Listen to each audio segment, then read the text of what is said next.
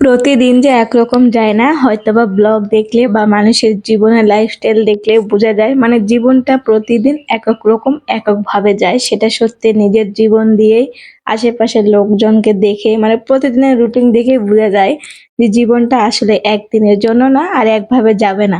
ওটা চেঞ্জ হতেই থাকবে। তো এদিকে সকাল, সকাল উঠে দেখতেছিলাম ও সব খেলনাপাতি নিয়ে খেলা করতেছিল। মানে ওর পুতুল নাকি খালি গায়ে আছে তো জামা পরায় দিবে সেজন্য আরকি। তো এদিকে দেখতেছিলাম এই সময় আবার কারেন্ট চলে গেছে। তো বাহিরে সুন্দর আলো ফুটছে।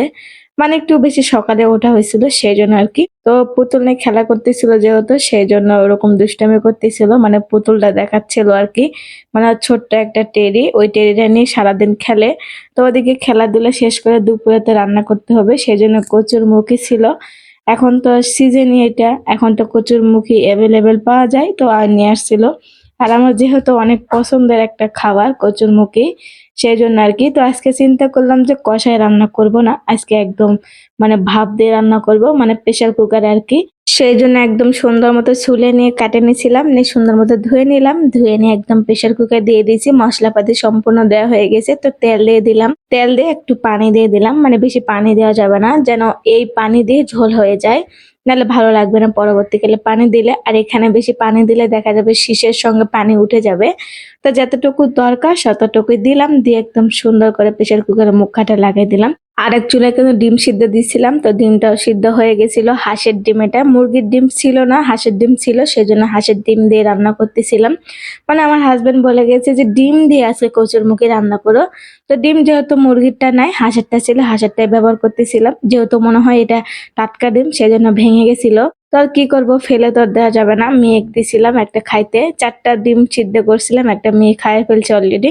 আর ৩ টা ছিল। ৩ জনের হয়ে যাবে। যাই হোক এদিকে সুন্দর করে ডিমটা দিয়ে দিলাম। দিয়ে সুন্দর করে একটু হলুদ আর লবণ দিলাম। দিয়ে সুন্দর করে ভাজলাম। মানে না ভাজলে তো আর হবে না। এটা তো ডিম ভাজি না যে পেঁয়াজ মরিচ দিয়ে মাখায়ে ভাজলে হয়ে গেল। এটা সুন্দর মতো একে ভাজে নিলাম। মানে একদম কড়া করে ভাজি না আমি। মানে উপরে খোসাটা যেন শক্ত না হয়ে যায় সেরকম ভাবে আরকি।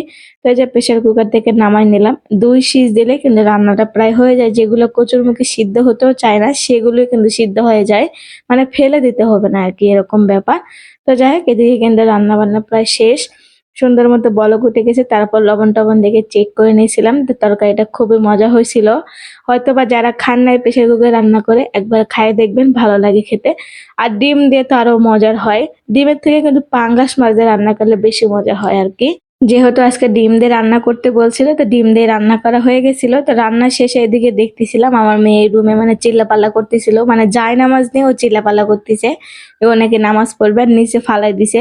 তো আমি উঠায় রাখতেছিলাম সুন্দর করে। এই জায়নামাজটা কিন্তু আমার গিফট করছিল নানি শাশুড়ি। উনি হজ করতে গেছিল সেখান থেকে এনে দিছিল। আর এইগুলো মা মেয়ের ২ টা হিজাব।